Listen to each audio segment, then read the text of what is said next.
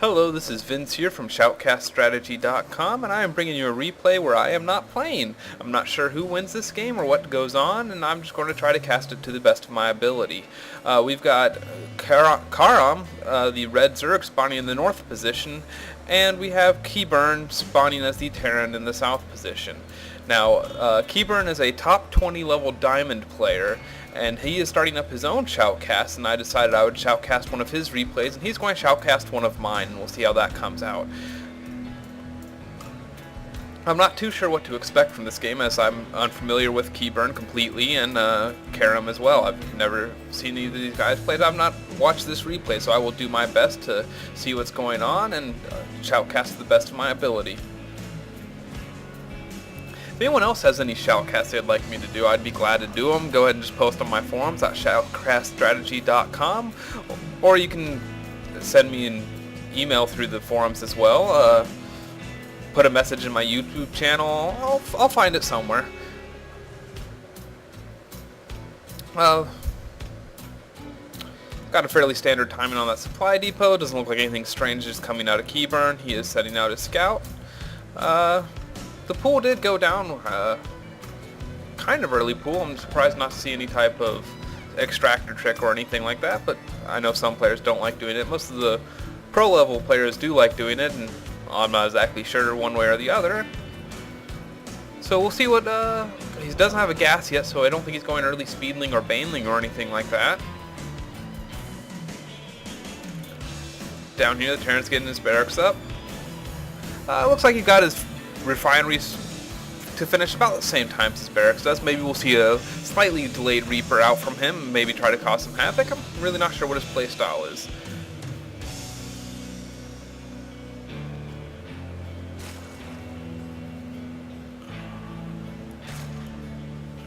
Well, now this Overlord's finally made it down here. We'll see what he does. Marine's not going to come out fast enough to do any damage to that Overlord. As long as he gets out of there, that'll be fine. Does look like he does have some wings chasing around this SCV up here. It looked like he checked for an expansion here and here. I'm not sure how that's going to change his strategy at all. Does go ahead and get his command center, or his orbital command going. Has only one Marine pumped out, and he's not making another one. So I imagine there will be a tech lab or something coming out on this soon.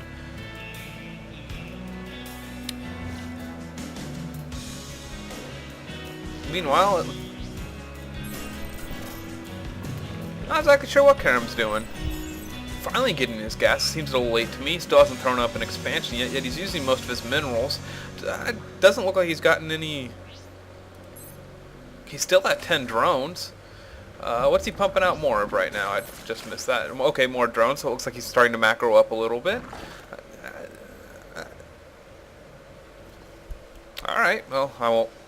Sure, he's a much better player than me, so I don't want to diss his strategy too much, but I don't quite understand his strat. Not really seeming like he has a solid plan. He doesn't have a spine pull up. He finally just started getting his gas. He's getting a second extractor already, which confuses me a little bit. And down here we do see a factory going up and a starport, so Kiburn's going the 1-1-1 build, and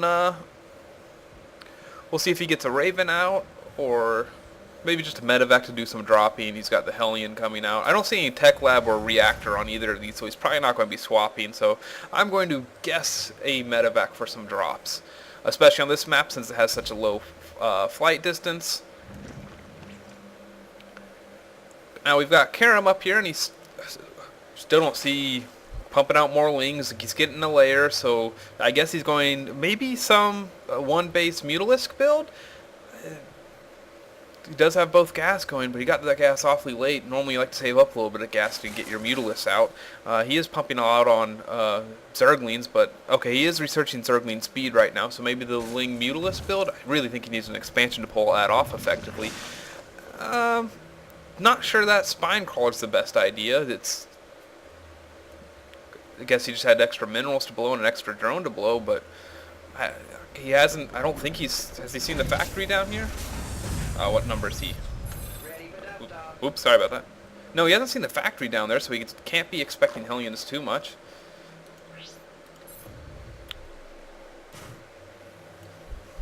I am a little bit intrigued by this.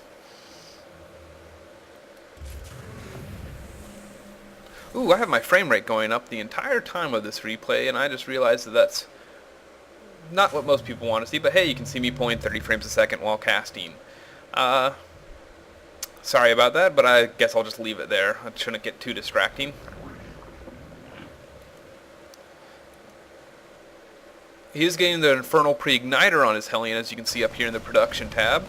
And we're getting faster speed on his Overlords as well. Oh, I'm sorry, I'm missing action right here. That's embarrassing. It looks like he did drop, and I'm thinking maybe he should have waited for the Infernal Pre-Igniters to finish. And I'm not sure why he's running those Zerglings in and out. He should have just surrounded the Hellions, and he would have been just fine. I guess he could have been picked up again with the Medivacs, but there's no reason for him to poke in and out like that. All he's doing by doing that is hurting himself.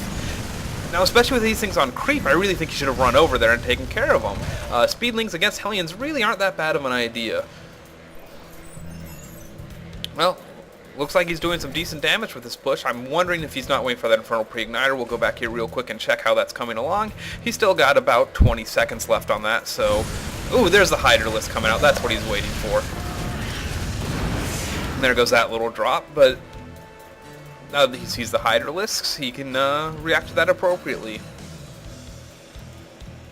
Getting the extended range on the Hydralisk, always a great idea, almost necessary, if you ask me. And we see another factory going up for Kiburn, along with his expansion going up now. Looks like Zergling just threw up his expansion as well, and we can see he's sending over his Zerglings, I'm guessing, to poke around to see if there's an expansion. I doubt that's definitely not an attacking force at all. I really think he should have left a Zergling back here on these three Xel'Naga watchtowers. I think that vision's absolutely crucial, and Zerglings are cheap. They're 25 minerals apiece, so why not go ahead and do that? Here you can see the Overlord coming out to scout, and we've got a couple Vikings patrolling to kill some Overlords, which they should find right here, turn around, fire, maybe not. Looks like he's still going with the Hellion and Marines build. Hellions aren't that bad against Hydralisks because, well, they're still light, so they take extra damage from that Infernal Pre-Igniter, and as long as you line up the Hellions on the side of their line of Hydralisks, you can do a lot of damage. I don't see much else from him right now. He's still just pumping out Marines. Surprised not to see an engineering bay up anywhere in his base. I think he would do well having some upgrades now. He is researching siege mode. Tanks are also very, very effective. I'm not sure if this game took place in the patch where they buffed the damage or nerfed the damage of siege tanks or not. I'm assuming this is back when siege tanks did crazy amounts of damage. And you see he's throwing up a couple spine crawlers up by his expansion. He hasn't transferred any of his drones, but doesn't look like he has that many to transfer in the first place. Now, only about 2 rows of drones, so he's really been lacking on his drone production. I think that's somewhere where he could improve a little bit. So you can see he's got all this larva sitting here doing nothing. I hope that's an Overlord coming out. He's about to Psylocke himself. Looks like he spread the creep around in his base a little bit just to be able to kill Medivacs or any drops like that. He's being incredibly passive for only being on one base for so long. If you're going to just stay on one base, you need to play a little more aggressively. In fact, you can see Kiburn does his transfer here, which is huge, and if we go to the income tab, which I should have been at, you should see his income much higher than the Zerg's, because he just doesn't have much. He's only got 24 Harvesters, which is really slow, and he didn't need to pull off all of his SCVs off the line. Looks like that was a little bit of a mistake there. He's now currently not mining.